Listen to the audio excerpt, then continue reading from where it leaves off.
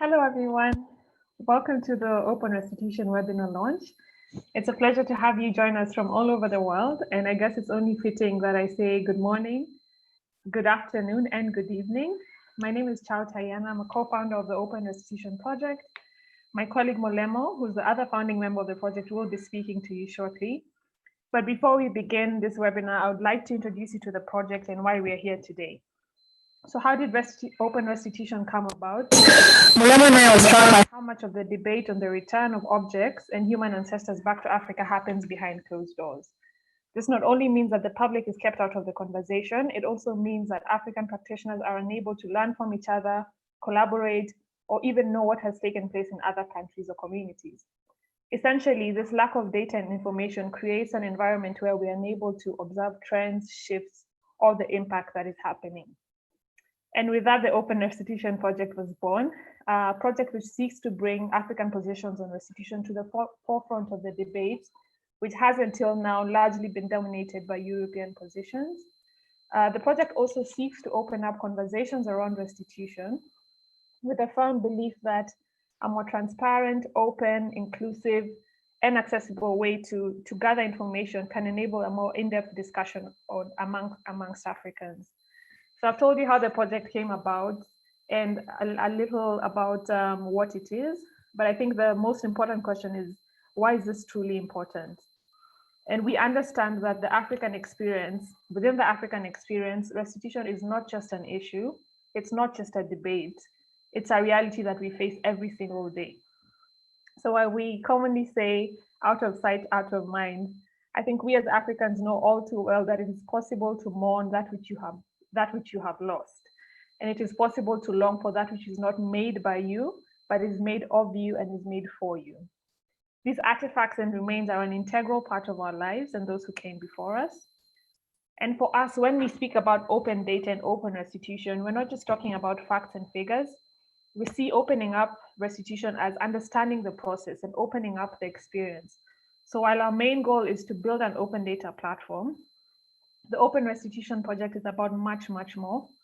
So we envision the project taking place in three main phases. The first phase is public awareness and engagement through our webinar series, Restitution Dialogues, which this is the first one. So thank you all for being here for this momentous occasion. The aim of these webinars is to introduce themes around restitution to a wider audience in a very clear, very accessible kind of way, and also to spotlight the important voices from the African continent that are working on this issue. The second phase of the project will be an in-depth research phase, whose aim will be to understand the needs of African practitioners, museums, communities that are working within restitution, while evaluating the ease or difficulty of access to data on restitution, essentially like establishing the viability of an open data platform. And the third and final phase would be to build and prototype an open data platform to support restitution. And this will be based on the research outcomes and the perspectives that we generated throughout the public engagement and so forth.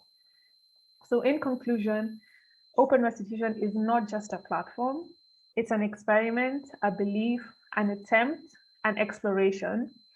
Essentially and very deliberately, we are open to this evolving and to coming up with alternative definitions as we go along. We are at the very beginning of this work, and we do ask you to join us on this journey. What does an open restitution process look like to you? What does transparency within repatriation and restitution look like to you? We encourage you to share your perspectives through the hashtag #OpenReturn. You can also follow the discussion on Twitter. Our handle is @OpenRestitution. I would like to thank Kathleen Bomani, who helped us put together the communication strategy for this launch. And without much further ado, I hand over the floor to my wonderful colleague Molemo, who will introduce our speaker and kick off this webinar. Thank you. Thank you so much, Chao. Thank you for that great introduction. I think it gives a really good kind of overview of what we're really trying to achieve. And as Chao said, we're really very much at the beginning of the project. And I think there's a lot of space and potential for a lot of exploration and partnership as we go along. Today, we will be speaking with Dr. Njoki Ngumi. And we specifically asked Njoki to come on as a kind of extraordinary practitioner based in Nairobi, part of the Nest Collective, which is a multidisciplinary collective of artists, builders, and makers. And very specifically has been involved in the International Inventories Program, which he will tell us a little bit more about. But I think that combination of working from the perspective of the Nest and in the IIP project kind of brings an overview, a kind of introductory engagement with some of the broader questions of restitution. And so even though as the webinar series continues, we will be working with people who are sort of in the academic field or working in museums themselves, we thought it would be a great start to kind of begin with the kind of energy and creative and intellectual perspective that Njoki brings. So Njoki, thank you very much for being so willing to, as we say, be our guinea pig for the launch and to be with us today. And maybe just to start off with, if you could introduce your work and in particular, the inventories program that you've been working on. Absolutely. It's amazing to be here. Thank you for having me as your first guinea pig. Guinea pigs are sweet, so I'm quite pleased with the analogy. I'm here representing the Nest Collective, of course, who are, as you said, a multidisciplinary gathering of artists, builders, and makers who are incredible human beings, incredible practitioners, and have been a gift to my life for the last 7+ years. It's always a pleasure to think, to explore, to dream, to rebel with them. And it's part of that dreaming and rebellion that brought about the piece of work that then kind of segued us into the International Inventories Program. And I'll tell you a little bit about that piece of work. We read an article in which the former Prime Minister of the UK, David Cameron, was referring to the return, the demanded return, as expected by the Indian people, of the Kohinoor diamond, which, as you know, is one of the crown jewels for those who recognize that crown. And so as part of the Kohinoor diamond, the Indian people from whose country it came said, actually, we need that diamond back. And David Cameron, faced with this request, demand, what you call it, said that if we can't just start returning things when people ask for them. Actually, if people just demanded everything in the British Museum and we returned everything that people are asking for, then the British Museum would be empty. And so for people who are storytellers, that image of an empty museum was so arresting. It's such a visual.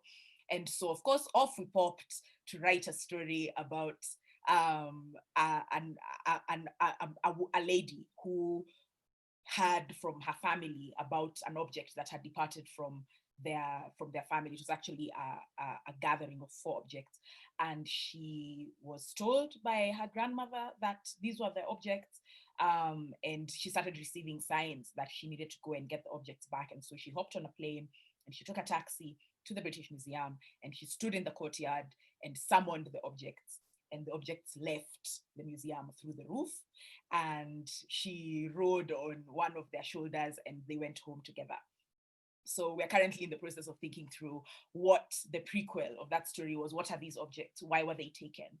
And what the sequel of the story is, which is what happens when these objects return to a people whose ties with their own history are so fractured and fragile that even the context of these objects doesn't exist anymore. But that's the story of Ekua.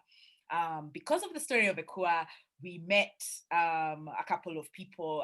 Their names are Simon Rittmeyer and Sam Hopkins, who had written their own book about an empty museum, which was called Letters to Lagat. And that book was really interesting, and we just started kind of talking about what these things mean to all of us. And it was interesting for us because they were thinking it through from the side of life where museums are full illegitimately, and now should probably be emptied. So for us, it was interesting because we were like, we are very used to empty museums or empty heritages. We can help you deal with those empty heritages in many ways, especially because like when the objects come back, your museums are gonna be empty. So, you know, there's other stuff you can fill your museums with. And so we started having those conversations. And then of course, we through Simon and Sam, we met Marian, and the three of them are members of the Shift collective of artists and academics. And then because of them and because of our own conversations, we started having conversations with the National Museums of Kenya. So now there's 3 groups of people, and then the Goethe Institute got involved, and then we had a series of very intense workshops. And if there's one thing that we've learned about this particular topic, this particular series of themes, this particular context of having to do intercultural work, is that this is an intense topic. It raises intense emotions on all sides for multiple reasons. Not all of them are rational. A lot of them are sitting in this space where we deeply engage with the idea that there's so much wrong that has been done for so long, and it's very easy to feel helpless, right? And so now when you're like just a group of random artists and a group of like people who are interested in the topic is cool, the histories are painful, from whichever side you're looking at it, even though the pains are different, and from our side we can only understand one of them, right? And then now you get into this group into this conversation with these groups of people, and you start learning about nuance, right?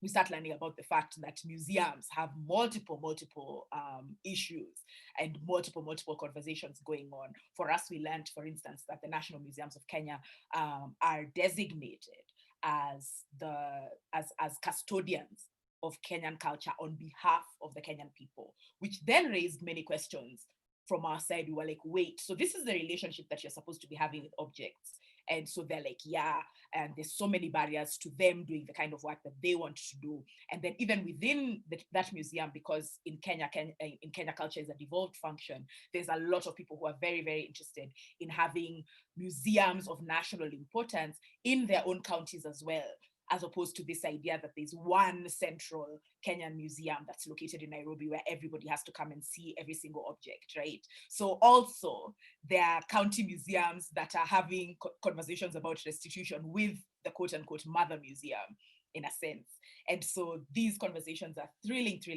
And we also learned about the public's very real, very deep desire to be engaged in this topic. So kind of the International Inventories Program, in summary, is the longest group project the Nest has been involved in, beyond the group projects that we take on internally as ourselves, because we are a forever group project.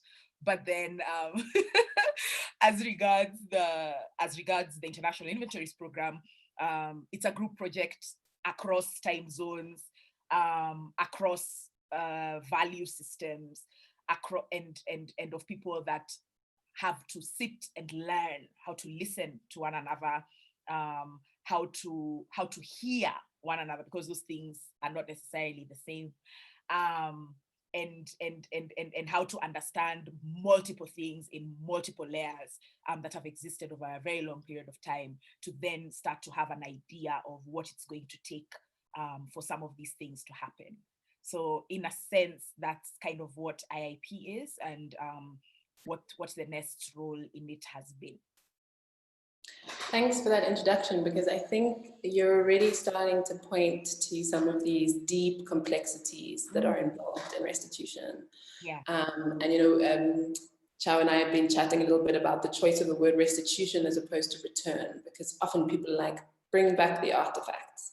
And yet there's such a sort of broad conversation to have that has so many nuances, as you say, which is really about, I think, relationship. And relationship with history, but relationship with how we want to be contemporarily. It goes far beyond just objects, no? What you were saying about hearing and listening.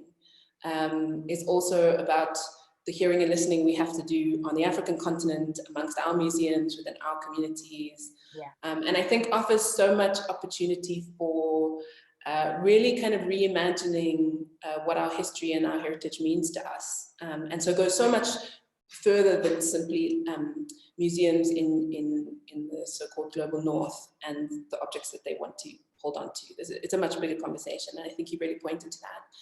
And so my next question would be, for you, kind of, how do you imagine the difference between restitution and return? And I ask this question partly because one of the things we're trying to do with this project is to demystify. Right. Because as I think you, as someone who hasn't been working in museums, myself, Chow, working around museums, you suddenly realize that there's all this language, there's all this stuff happening, but if you're outside of the museum, it's quite difficult to kind of access all of that. So one of our interests is kind of, demystifying some of these things, and terminology is one of them. So what is restitution for you? I mean, I want to just kind of first riff off what you said about museums and access, because even for us, we're deeply understanding of the fact that it's not every group of artists that would be allowed access to a museum in the way that we have been allowed access to the National Museums of Kenya, which is also a thing that we're just kind of knocking on the door and asking questions about, right? There's multiple reasons for that. First being that because we are located in an organizational framework, it's easier for another organization to trust us, right? And that to imagine that artists will have to form organizations in order to begin to have conversations with the National Museum is crazy, right?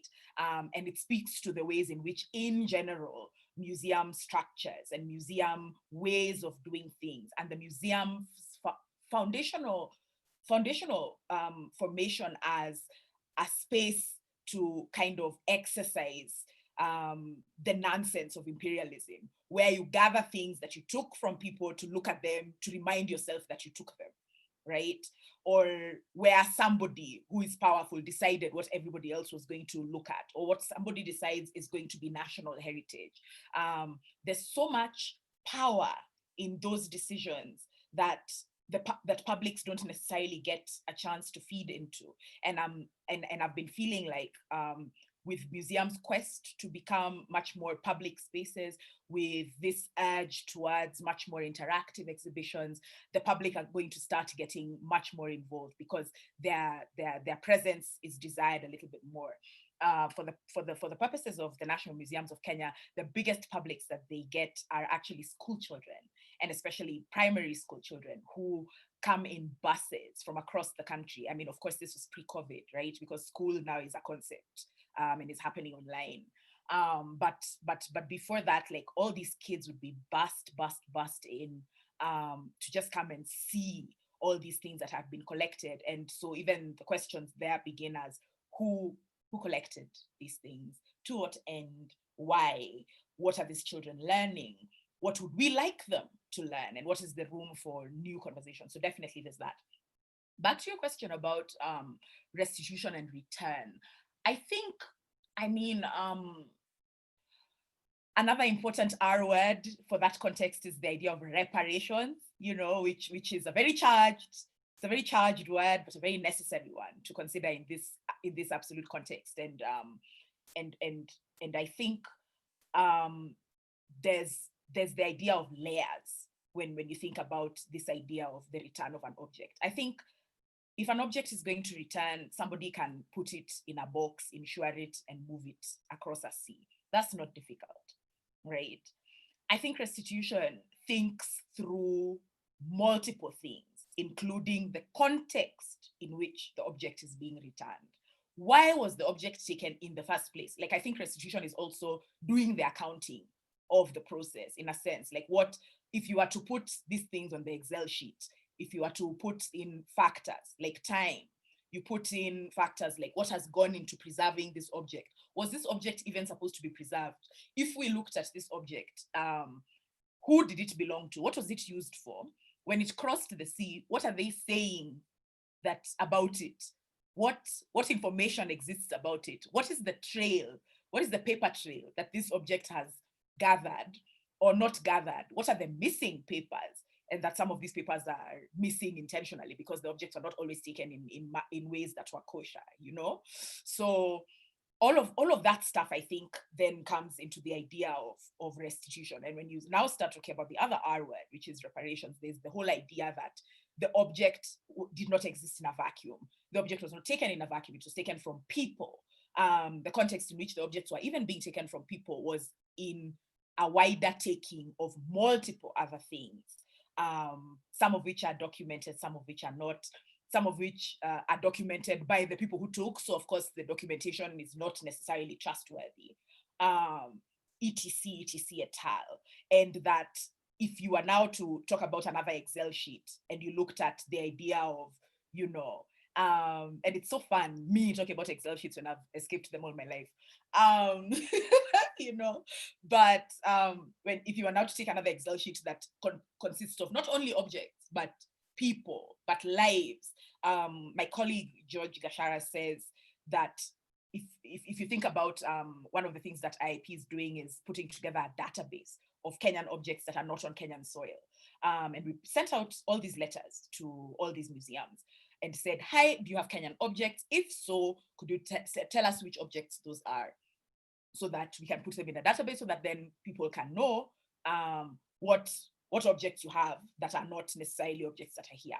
So the Venn diagram of those objects is many things. There are some things people have seen before. There are some things people have never seen or heard of, right? There are also things that actually it would be great if they were here, or there are also things that got taken and then people are like, actually, we really want them to come back. Those particular ones, not every single thing. In fact, the people at the museum are fond of saying it's not every arrowhead they want back. Yeah, that's not it.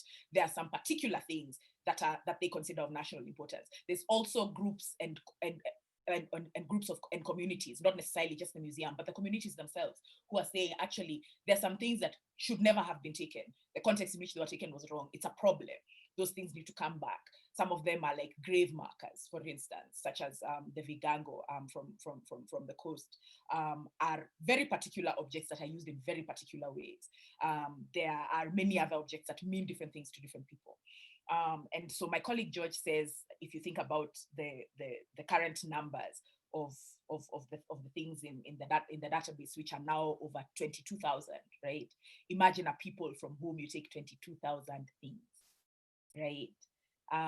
Which if somebody were to come into this, you know, this context, this Zoom call and said, I'm going to take 22,000 things from this group of people, which 22,000 things will be give up? Right? Even if we said it's going to be a fork, a doorknob, and then like the thing goes away, you know, and it's not necessarily a thing that you can, that there are records about that you can reproduce, not necessarily all the time, etc.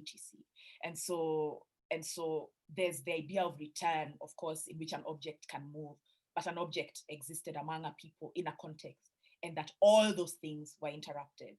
It was a multidimensional interruption. And so I think restitution begins to reckon with the idea of those multiple dimensions. It begins to be honest about those multiple dimensions, the information about exactly what happened, because of course, to the victor go the spoils, including the PR and the optics and the story. And so when the victor is the one who's telling the story, multiple problems abound, right? And so the honesties about those things are also key to a process that can then have us to start having a very honest conversation about power. I think it's interesting that you bring up honesty, and I've actually heard this come up a few times amongst a number of people who talk about restitution, and really this challenge of, can we have an honest conversation about history, and can we have an honest conversation about what happened, which is not bound purely by decisions about what happens to your museum now, in whatever part of the world you are, but is about the realities of what we've been through. And I think it was Ashil Mbembe who said, we can never get back what we lost, right? And you've pointed to this, is that it's societies, it's social structures, it's communities, families that have been, spiritual practices that have been pulled apart by, I love this phrase you use, the nonsense of imperialism.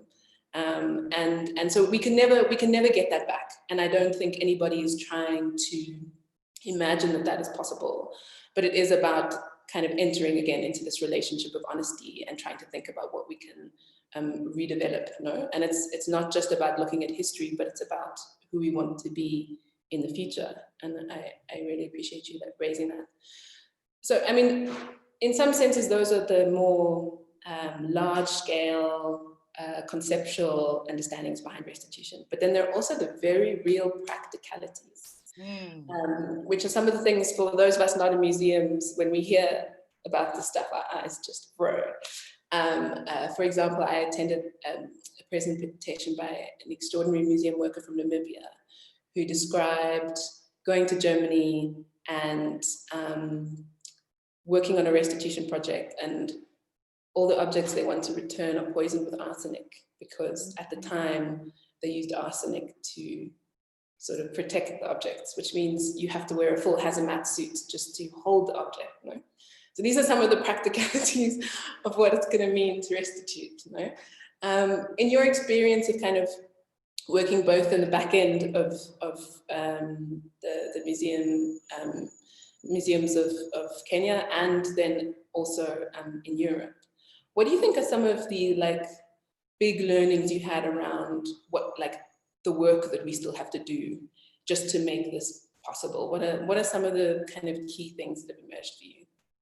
I mean, there's multiple things that I just kind of want to touch on what you've said about the museum and the poison, because that is a huge thing. I don't think enough people know that so many objects were preserved, in quotes, so in such toxic ways, right?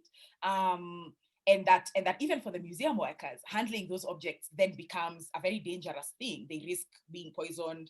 It's very expensive to handle them. It makes them doubly expensive to, or multiple times more expensive to transport. And then for us, we get back what? A poisoned thing? And then do you actually feel better about yourselves for returning a poisoned thing? You know, what is that? What even is that, right? There was even another museum where, and it's one of the museums that we're working with for the International Inventories Project, where they were telling us that some of the objects are actually preserved in preservatives that are carcinogenic. So it's like, wow, not only.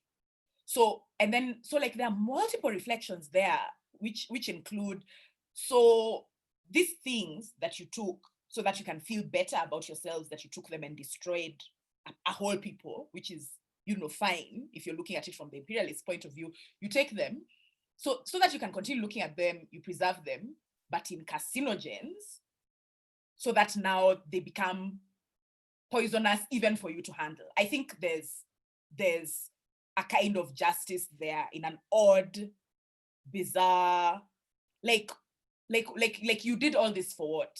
So that you can have a poisoned thing, as in, and that even for us, there's dual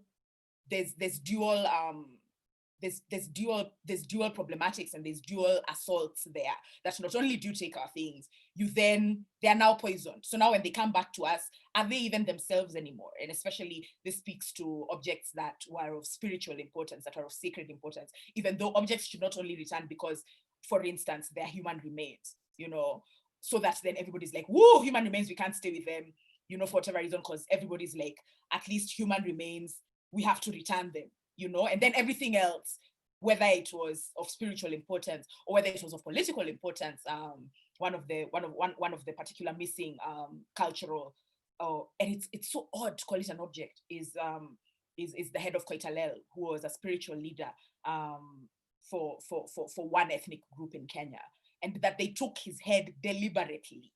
It was intentional. They know why they did that, right? So now some of those things just go and disappear. So we can't, the man can't even be buried, right, properly, because someone still has his head somewhere.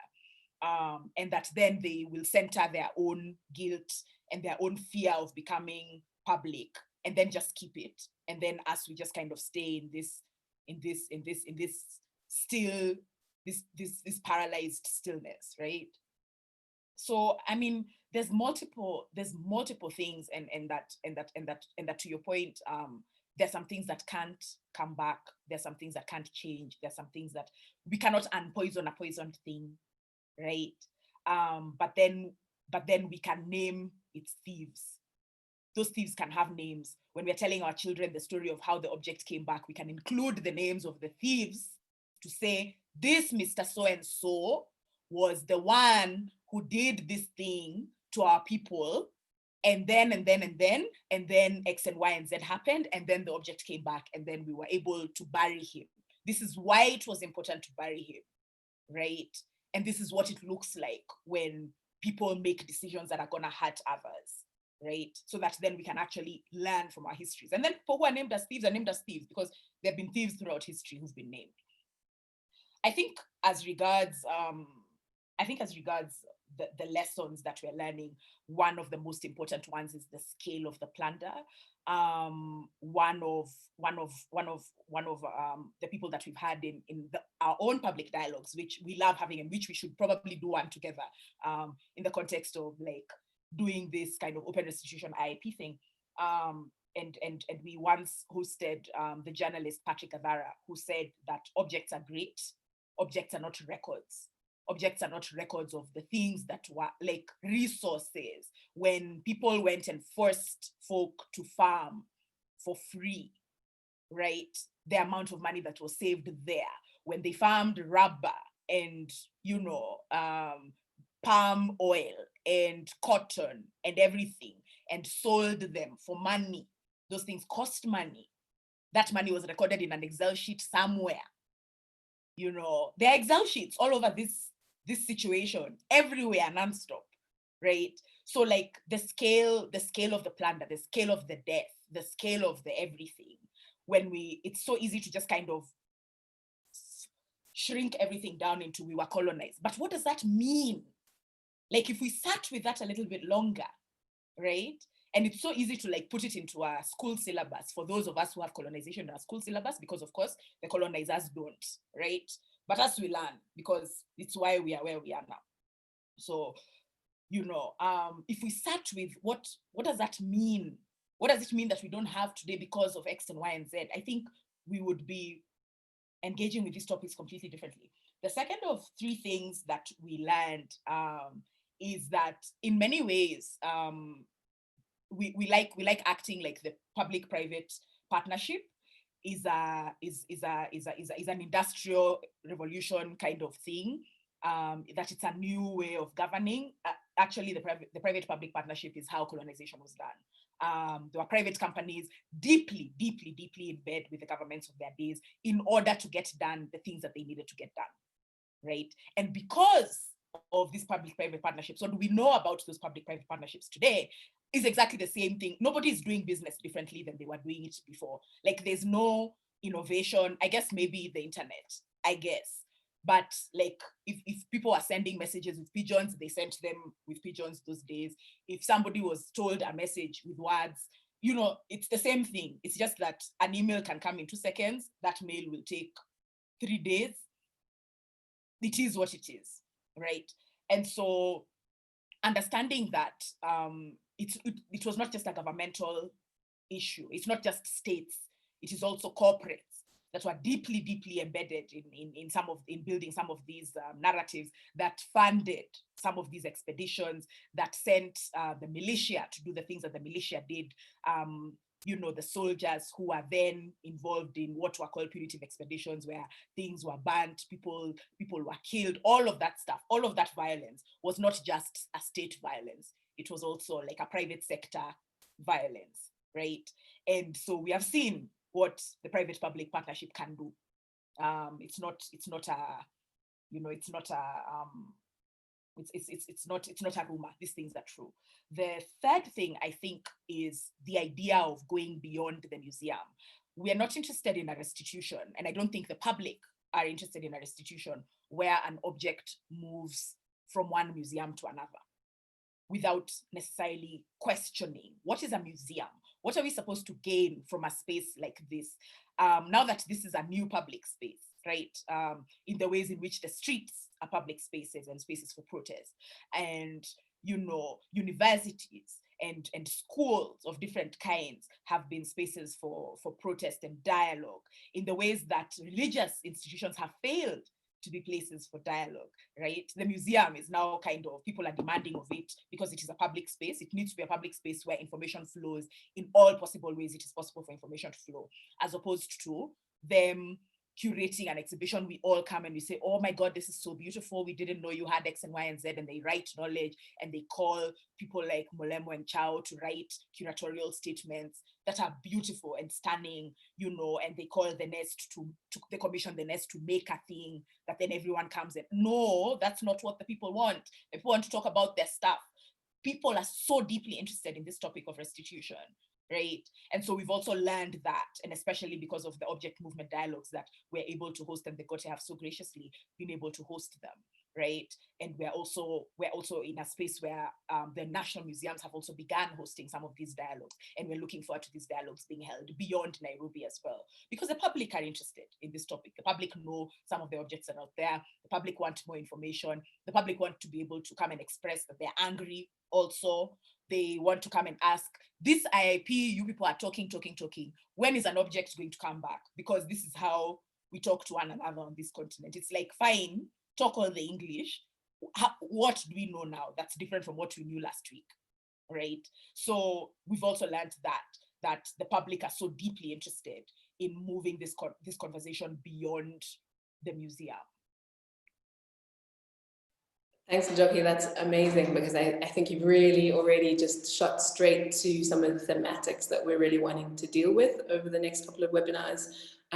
Your point around the economics of this thing, no? That this was often a commercial enterprise, and that kind of commercial element. And I think there's a question from Sarah, which we can address just now, which is really about, like, it continues to be a commercial enterprise, and we need to have conversations about that, no? But also I think this point around the Excel sheets is actually a really vital one for us, because the point of Open Restitution Africa is open data, right? And you mentioned storytelling, and we need the information in order to tell the stories. We need to know in order to tell the stories. And one of the big challenges is that kind of transparency. And people do want to be able to hold on to information. They do want to be able to digest these questions. They want to be able to be angry, but angry with the knowledge, with the stuff, you know. And I think that's the only way we're going to be able to move forward. This thing of kind of keeping things quiet, returning things secretly, just a press release comes out when something's already returned. We have no idea where the thing goes, you know. Is really a question. And I think one of the things that you really point to also, which is a difficult conversation to have, I think, is the need for a kind of continentally based engagement. Yeah. And the fact that because the money is in Europe or North America, because they have the stuff, and there's actually a lot of kind of resistance within these places to keeping the stuff that they have. They are having the conversations. They're funding the conversations. They're kind of setting the terms, because we are maybe tweeting every now and again, but beyond that, we don't really have the spaces to engage with some of these questions. And so we're not able to define for ourselves what it is that we want. You know, I think most African countries don't have policies on restitution. They don't necessarily have formalized procedures on what they want to do as African countries. My understanding is that the African Union has started to work towards kind of developing a continental position on this, but we're not very far with that yet. I mean, before we move to questions, and maybe just to say to anyone watching on YouTube or with us on Zoom, please do share any questions and we will go into them now. But just shortly before we do that, your thoughts on kind of creating national, but also continental kind of positions on this? I think the reason things are new is because truly they did not exist before. And so I feel as though we don't, there's some truth in the element that in the idea that a conversation that we have that is hosted by different types of people who can then decide that they'll shut down the conversation because it's making them too uncomfortable. That's definitely one truth, but thankfully it is not the only truth. I think the room for different conversations, for different people to study these things, for different artists to work around these ideas, for different journalists to write pieces about these things, for different bloggers to obsess. And there's something really beautiful about the possibilities of blogging and micro-blogging spaces, such as Twitter and Facebook and Instagram, for people to obsess deeply about different things. In such ways that are so charming and engaging and enchanting that the public are like, this is so damn interesting, right?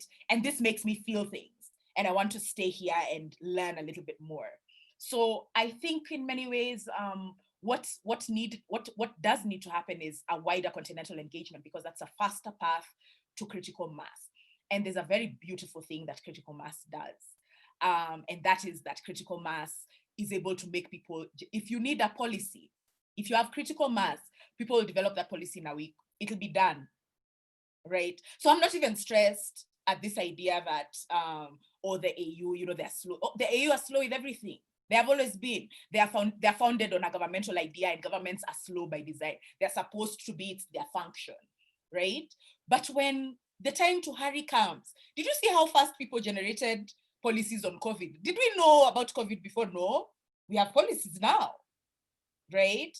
We have policies on level 1, 2, 3, 4, 5. If you are in South Africa, if you are in my country, you have policies on, let's see, every 30 days, which is still a policy, but foundationally, I think critical mass is able to shift power, and that we achieve critical mass faster by starting to talk across borders. We need to start ignoring borders more. Borders are a stupid invention. They were invented for stupid reasons by people who should not matter anymore. And I was speaking earlier about the idea of people recognizing certain crowns, and the commonality, in quotes, of the Commonwealth. So many, right? And so we need to just start ignoring borders. Just ignore them. It's like we have the same problems as people in Namibia. So we should start talking more like neighbors and not like people who are shouting across towns, right? And so what does that mean? And the minute we start doing that, the minute more people in more places start talking about these things, then governments have to stop and listen. Because if you have publics that are disgruntled, that's a problem. That's not stability. And governments are always working towards stability. In the same way, right, that Africans fought in many different ways for many different reasons for long enough that it then meant that the imperialists and colonizers had to go home. They had to go home. They had to go home. Of course, they signed all sorts of terrible papers, and we're still living with the results of those papers in different ways in different countries to this day. And we are now the children of the people who signed those papers, and we are now coming back to say, actually, do we recognize those things, and this is us who are like pretty much like a very millennial crowd. The people who are coming after the younger ones recognize those things even less. It's going to be beautiful, right? And so we need to realize that this conversation about reparations, restitution, return, object return, is definitely one that's going to take time. But even today, it's going to take a shorter time from today than it would have, a year ago, right? So it might take a long time. It may not even be us who see the objects come back. It might be our kids. It might not even be our kids. It might be the people who come after them. But we have to stand and hold ground and refuse to cede what we have in this moment right now, right? Because if we stop, then it means the ones who come after will have to start from here, which means they have a longer time to work to get the things that they want. So we have to gain as much ground as we can with the time that we have. And maybe the last thing I'll say is as regards Africans always having to multitask, because we are dealing with multiple problems at the same time. So here we are being COVIDed. In Kenya, our doctors are on strike. People are not sure about whether the kids are going to go back to school or not.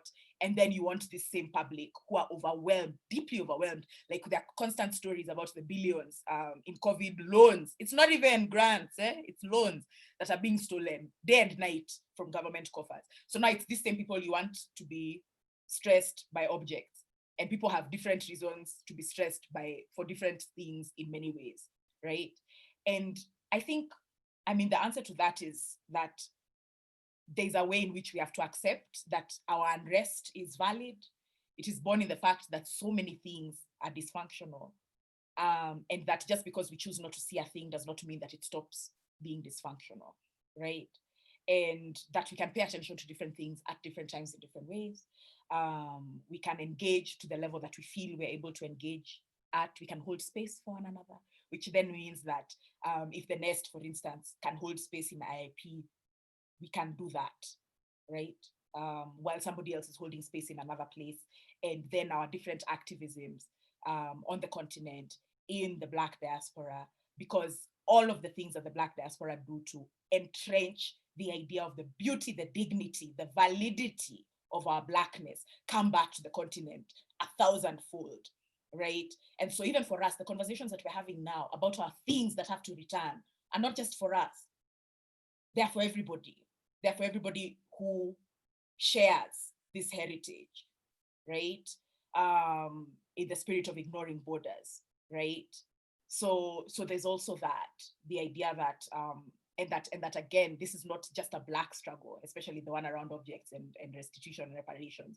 It's indigenous people across the world. It's people of different color across the world. It's people who've had very troubling relationships with imperial structures, right? So those things are going to become more and more crucial, and that some of our struggles are world struggles. Some of them are country struggles. Some of them are community struggles. Some of them are ethnic group, tribe struggles. Some of them are sexual orientation struggles. Some of them are gender struggles. A lot of these struggles at the root are the same thing. And so discovering that is really going to be important. Absolutely, absolutely. Hallelujah. I regularly get really frustrated when you hear this kind of talk of, it's really difficult to return things, our legal systems or our policies, and I just, when I hear that, it really kind of fuels me that, we're not asking for easy things. No. The burden is on Africans, no? Yeah. Because if really you are packing something in a box, it's us who then have to do the work of what this object means in our context, who this object goes to, what it means to have museums as these kinds of imperial remnants in our context. It's us who have to do the real labor, no? And this thing of the policies is really not the problem.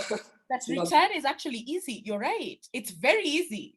It's very, very easy. Very easy. You're very right. I've never thought about it that way. Yeah. So turning to some questions, there's a question from Sarah. She says, the session is absolutely brilliant. Thank you so much for this very necessary conversation. Dr. Njoki Ngumi, could you please speak to what the small matter of the historical and ongoing earnings in Euro-America of these objects mean? I love that question because it goes back to balance sheets, right? There's some of these objects that, because for instance, we've learned some of the members of IAP are deeply interested in the story of the Lions of Tsavo. Now, the Lions of Tsavo are two stuffed lions that were hunted down and killed while the railway was being built. I don't know whether saying while the railway was being built, it sounds like that was a legitimate enterprise. It was not. So while the land was being invaded by a railway for the purposes of imperial trade, there were these lions that were killing everyone, right? Because they were man-eaters.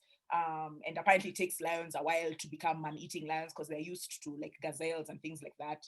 So along come people and the lions develop a taste for people. And so they start kind of harvesting railway workers.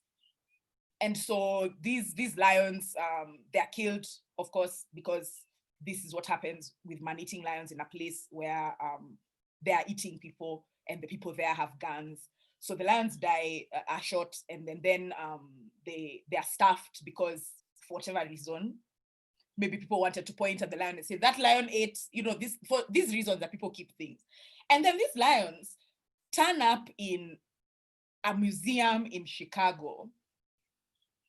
So interesting, where they are the star of the museum, which means literally that museum would really have to rethink its strategy if those lions were to come home, maybe not even to the National Museum in Nairobi, but to a museum at one of the counties in the coast, right? Because essentially, this is where those lions came from, right? And so that's that question, that's that foundational question about the idea of value, right? There's a lot of people who talk about being an encyclopedic museum and universal museum. And one of the best questions that always comes up and that is asked by Black struggle, that is asked by feminist struggle, that is asked by queer struggle globally is, who gave you the right to define? Who gave you the right to call yourself a universal museum? If you're universal, you're holding in trust for us. Did we ask you to do that? Right? And not only are you holding in trust, you are also the one that says we have this thing and then everyone can come and see it. So whether it is the fact that in order to maintain that museum, the taxpayers of that country are paying, or whether it's the public who come and give money or buy things from that museum store, so that then money continues flowing in the context of keeping that object in that museum, that is all money that should have been flowing here where the objects belong, like all of the Egyptian objects, for instance, that Egypt have been asking for decades, right? Decades. People should go and be seeing the Parthenon marbles in Greece. They should be going there to see them. But here in the British Museum, in fact, they're not called the Parthenon marbles, they're called the Elgin marbles because of the guy who took them. As in, the thing even gets renamed, right? And they have been asking for those marbles for decades. But all of this asking, where is it taking us, right? There are stories all over the world of countries where, and people have said this about China, there are articles about it, where objects that are in other museums just kind of turn up back in China. And, so the museums they were taken from were just like, either the Chinese are like, well, the object is here now, so. And so I'm not encouraging like museum heists, right? That's not what I'm saying. I'm saying that the idea of value moving has to become a balance sheet conversation. It needs to be tangible. We can't just talk about it as regards, it's like we have to count how many people entered this museum, how many gifts were bought from the museum coffee shop, like museum gift shop that day, how many people had a coffee at the museum coffee shop, how much money did this museum earn, how many people stopped to look at this thing and read about it and ask questions about it, how many people visited this museum's library, how many people are interested in studying these things, how many kids wrote in and said that they wanted to study this thing, and now you're forcing them to study it divorced from its actual context, right? So Sarah's question about the idea of value, it's so multidimensional, and that idea of value has to become tangible for us to begin to understand the scale of loss. Absolutely, thanks, Njoki. I mean, I think that's also partly why I think the word restitution becomes more interesting than return. As you said, that the Museums of Kenya doesn't say that they need every Arab back, no? But that restitution can be restitution without return. This can potentially be negotiated too, but it's really about who do these objects belong to and who are they enriching. And I mean, if we think again about this amazing phrase of yours of the nonsense of imperialism, so much of that is this kind of idea of just accumulation, no? Just stuff and stuff. And that's not something we want to repeat. No. This is not the kind of, there's so many parts of the restitution debate that really reflect on the problematics of colonial mentalities, epistemologies, that we don't want to replicate in the idea of restitution.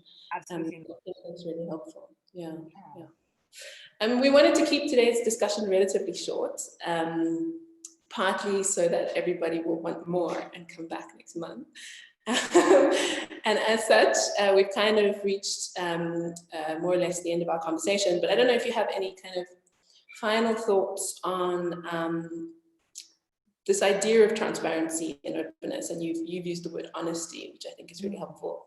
But in a kind of practical sense, there are these Excel sheets, of course, Yeah. and we know actually that for many museums, they don't even know, the Excel sheets aren't always complete, right? So they don't always have a sense of what they have. Yeah. So the Excel sheets is one thing, but in what other ways could a sense of honesty and transparency be put forward? What could we be quite tangibly asking for in the idea of openness of restitution? I mean, that's a really good question, and that's one of the things that we've had to sit with as members of IIP within the wider group project that is IIP. I think the honesty means that everybody gets to hold their own feelings, right?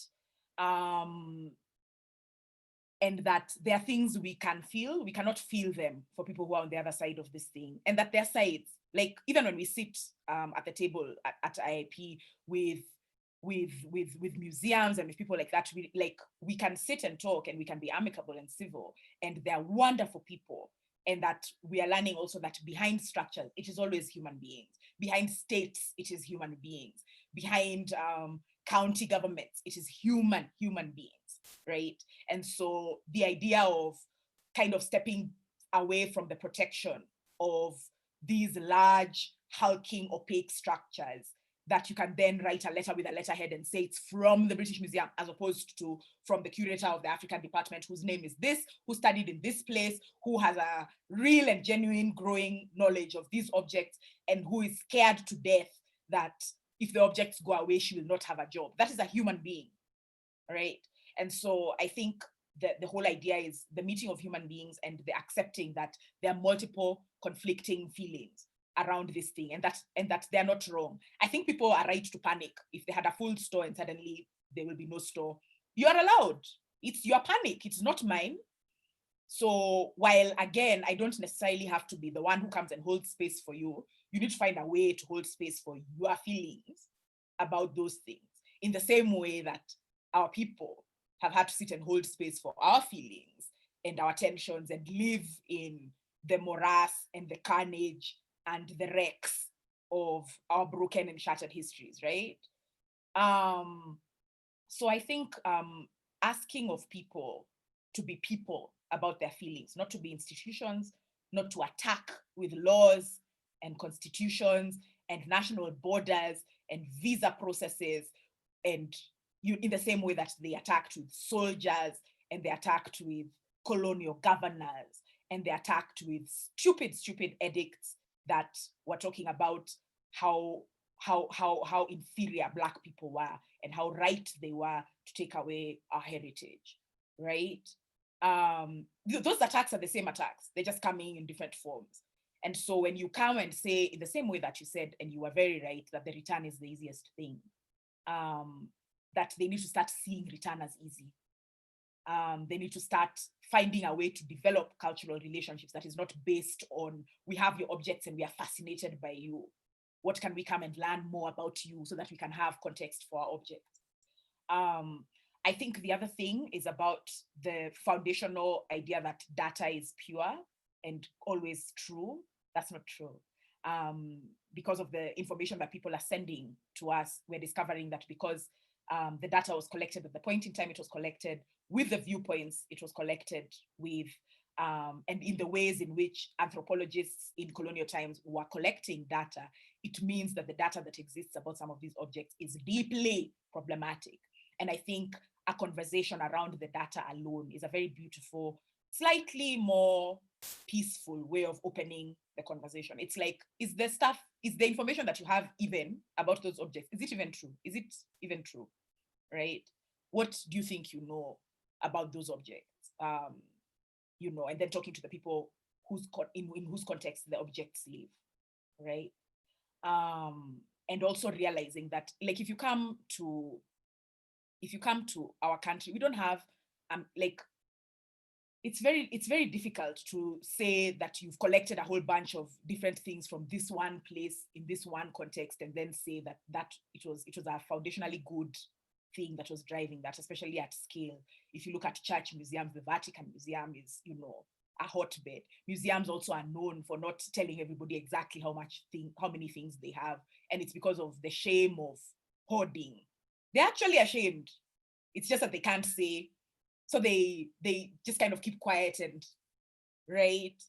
So not one thing, like you can't host all these things in one building or in acres and acres of warehouse. That's crazy. It is crazy. It is a crazy thing to do, right? Just so that it's easier for one group of people to amass knowledges that they don't even respect the people that they come from. So this idea of people as the root, people are the root of the cultures that these objects came from. People are the root of people are hiding behind all these structures of governments, of whatever. They say, oh, it has to go to parliament. Parliament has people, it just has people. We can talk to people, right? People can listen to other people. People can hear other people. People can feel things. We can all be in a room feeling different things. And then after the feelings, what, right? So I think just kind of taking it back consistently to human beings, to what people have to say, to what people think, will be the root of us being able to have much more healthy, much more functional, much more transparent policies, institutions, processes, and will force us to be much more accountable. Because when you look at a person's face, you can ask them the kind of hard questions that you would not be able to ask like the facade of an institution, right? So definitely. Amazing. Thank you so much, Njoki. Thank you. You've just really presented so many of the major questions that we're just embarking upon. And I think, I'm sure you feel this in IIP all the time. There's just so much work to do, and I think we have to get it going. So thank you so much for your time. I know from all the comments that people have really appreciated your sharing as much as I have, and your generosity. By way of sort of shout out for the next webinar. We're going to be hosting the webinars every last Wednesday of the month. So Njoki, you've been an incredible guinea pig, thank you. And we will have a number sort of going on from now. We're very excited about next month's one, which is the Zambian Women's History Museum. Very excited, incredible women again. Mulega and Samba will be talking to us a little bit about some of the questions around digital restitution, but also very much to this point, Njoki, that you mentioned around storytelling and what are the stories we're telling ourselves in relation to these things that return to us. So everybody, please do join us, follow us on social media. You can join our newsletter sort of mailing list via our website as well, openrestitution.africa. And thank you everybody for attending and being with us. We've really appreciated having you with us today. And thank you again, Njoki. Thank you, Chow. And see you all next month. Bye-bye.